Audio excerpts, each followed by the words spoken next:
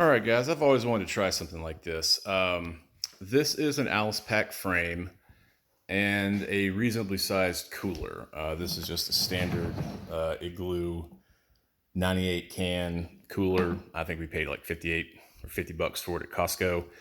But I've never been a fan of having to drag a cooler across the sand or carry it when you're going to the beach. So I was thinking if there's a way you could mount this to an Alice pack frame, that'd be pretty cool.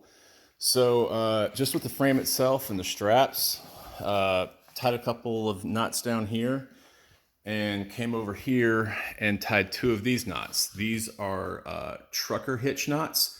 I am not a knot person, but this seems like a relatively easy knot to do. Just YouTube it, you can definitely find it. And I'm hoping this thing will carry at least 2 cases of beer, 45 pounds, and go from there.